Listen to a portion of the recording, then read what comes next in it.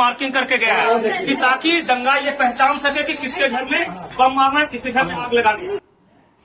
ये तस्वीरें हैं बंगाल के मुर्शिदाबाद की, जहां 10 तारीख से लेकर लगातार 15-16 तारीख तक हिंसा हुई और जिस दिन सबसे ज्यादा हिंसा हुई उससे पहले हिंदुओं के घरों की रेकी की गई थी। हिंदुओं के घरों को देखा गया था, बाकायदा निशान लगाए गए थे काले रंग से, कहीं नीले रंग से, और उन्हीं घरों में तोड़फोड़ की गई, आगजनी की गई, हमला किया गया और महिलाओं से पुरुषों की जान बख्शने के लिए उनकी इज्जत तक दांव पर लगाने की बात कही गई। लेकिन वहीं के एक सांसद हैं, बहरामपुर के एक सांसद हैं, बहरामपुर मुर्शिदाबाद जिले में ही एक लोकसभा क्षेत्र पड़ता है। सांसद हैं यहां से यूसुफ पठान, जो माफ कीजिएगा बंगाल के रहने वाले नहीं है, लेकिन सिर्फ क्योंकि मुस्लिम वोट बैंक वहां ज्यादा है और वो मुस्लिम है इसलिए वहां उतारा गया, वो जीत कर वहां से चले जाते हैं। आखिरी बार ईद के दौरान इफ्तारी करने के लिए वो अपने क्षेत्र में गए थे, उसके बाद से वहां दिखाई नहीं दिए हैं। और जिस वक्त बंगाल जल रहा था, मुर्शिदाबाद जल रहा था, उस वक्त सांसद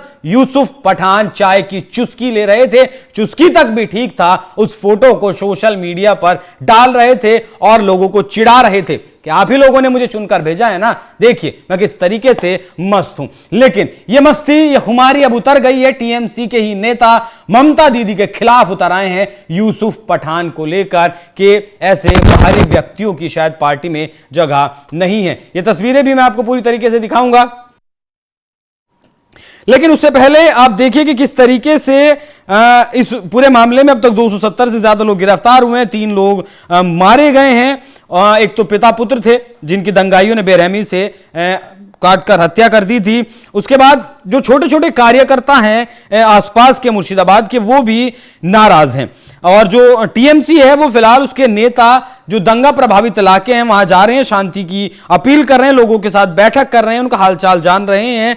इनमें मुर्शिदाबाद के सांसद अबू ताहिर खान और जंगीपुर के सांसद खलीलुर रहमान और पार्टी के जो स्थानीय विधायक हैं वो सब नेता शामिल थे। और यही लोगों के बीच उन्होंने, अबू ताहिर ने कहा कि यूसुफ पठान बाहरी व्यक्ति हैं, राजनीति में नए हैं, उन्होंने अब तक दूर रहने का फैसला किया, लेकिन इससे पहले लोगों को गलत संदेश जाता है, इससे लोगों को गलत संदेश जाता है। हमारे सांसद, विधायक और यहां के बूथ कार्यकर्ता भी लोगों तक पहुंच रहे हैं। अबू ताहिर ने यह भी कहा कि शमशेरगंज में एक शांति बैठक थी, मैं वहां पहुंचने के लिए 100 किलोमीटर तक गया।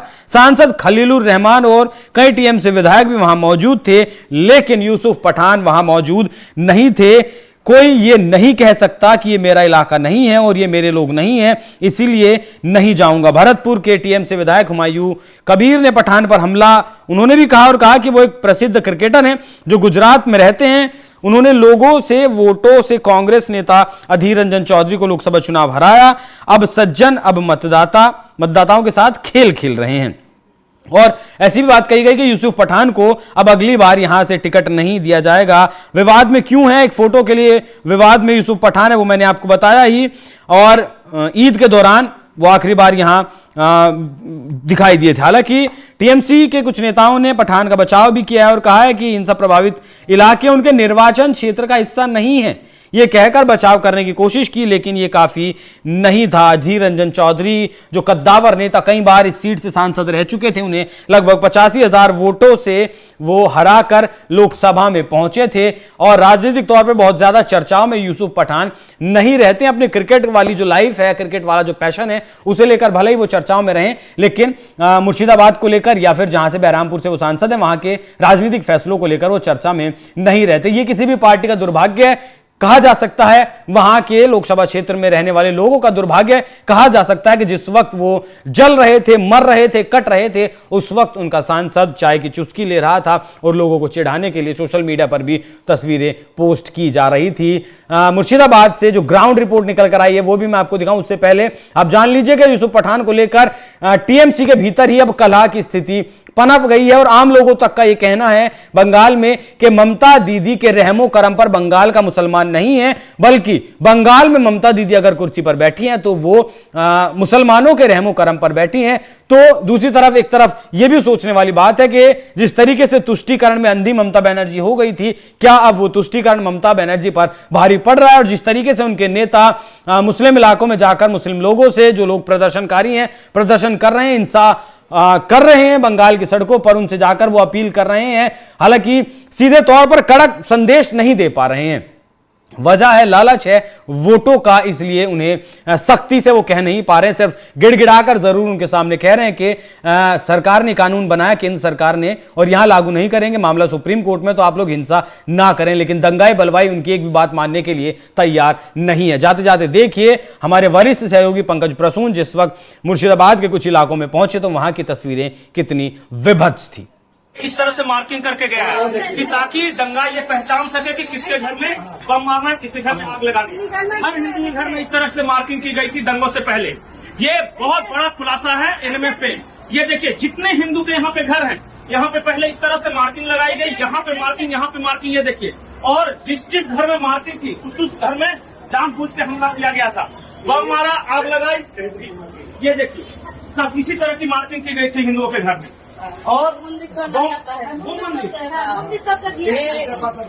यहाँ से पता चला है, कहाँ से पता चला? यहाँ से वो लोग छोड़ना चाहते थे और इसी गली से ये सब भीड़ आया था। घर भी इधर गिरिल भी था, यहाँ तक ये आ गया था, यहाँ तक आ गया। अच्छा, फिर यहाँ से जब पत्थर चलने लगा, जब लोगों ने प्रतिक्रिया की तब को निकल के तरफ से आया सर, मियाँ इतना आया, इधर से आया, मियाँ लोग है। हाँ। अच्छा बगल में ये जो दो घर है मियाँ बगल में, ये लोग भी सहायता किया। हाँ लोग बताया होगा। हाँ ये लोग बताया होगा, ये लोग का कहने पे लूटफूट किया होगा। পাথর লিয়ে আসবে, क्या बोल रहे हैं? বলছে যে মিছিল বাইর করবে তো পাথর লিয়ে আসবে, সাবল লিয়ে আসবে। रिपोर्ट भी लिखा है जो शटर तोड़ा, अच्छा जानबूझ के प्लानिंग करके। ताला मारा। अच्छा चुन चुन के हिंदू का दुकान लूट किया, मियाँ का दुकान है कुछ नहीं किया, बगल में मियाँ का दुकान है, एक मियाँ का दुकान में कुछ नहीं किया। वक्फ के नाम पर जो दंगा किया गया, वक्फ के नाम पर जो हिंसा की गई, वो अचानक से की हुई हिंसा नहीं थी, बल्कि वो पूरी तरीके से प्लान्ड वे में की गई थी।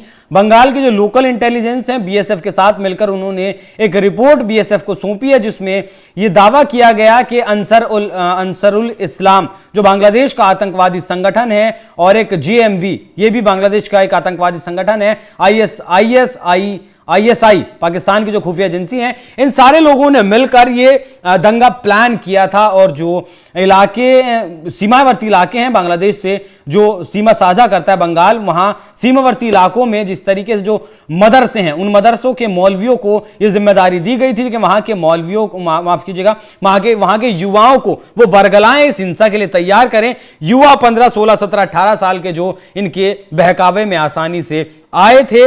लगभग 2 से 3 महीने पहले इस पूरी हिंसा की प्लानिंग की गई थी। किस तरीके से हालांकि पहले रामनवमी पर हिंसा करनी थी, लेकिन रामनवमी पर प्रशासन मुस्तैद था, तब रामनवमी पर यह हिंसा नहीं की गई। उसके बाद वक्फ का बहाना लेकर यह हिंसा वक्फ बोर्ड संशोधन का जो कानून आया है उसके नाम पर की गई है। इन्फिल्ट्रेशन कितना, किस हद तक बंगाल में हुआ है उसका अंदाजा लगाना मुश्किल है। कितने घुसपैठ ही बंगाल में रहते हैं इस बात का भी अंदाजा लगाना मुश्किल है। 2-2, 4-4, 5-5, 7-7 हज़ार रुपए में वहां आपको नागरिकता हिंदुस्तान की मिल जाती है, आधार कार्ड, पैन कार्ड आपका वहां बन जाता है ओरिजिनल। ये कुछ हजार रुपए के लिए लोग वहां देश की अस्मिता के साथ खिलवाड़ कर रहे हैं। और जो बांग्लादेश से लोग घुसपैठ कर हिंदुस्तान में आते हैं, वो जब अपने डॉक्यूमेंट्स बनवा लेते हैं तब वो हिंदुस्तान के परमानेंट नागरिक बन जाते हैं।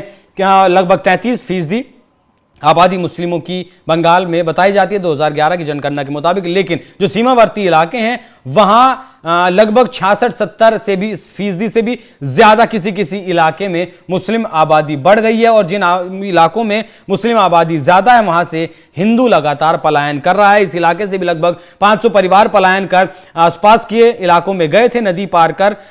उसके बाद टीएमसी के एक नेता का बयान भी आया था कि बंगाल से बंगाल में ही यह पलायन हुआ है, तो बहुत ज्यादा दिक्कत वाली बात नहीं है। टीएमसी हो सकता है कि जिस हिसाब से टीएमसी इस पूरे मामले को, इस हिंसा को भुनाना चाह रही थी, वो भुना नहीं पाई और अब मामला उसके ऊपर उल्टा पड़ता हुआ दिखाई दे रहा है। यूसुफ पठान से भी लोग सवाल पूछ रहे हैं। बाकी जिस तरीके से टूट वाली स्थिति, कलह वाली स्थिति टीएमसी में पड़ चली है यूसुफ पठान को लेकर, उस पर क्या है आप लोगों की राय कमेंट कर में जरूर बताइएगा। नमस्कार।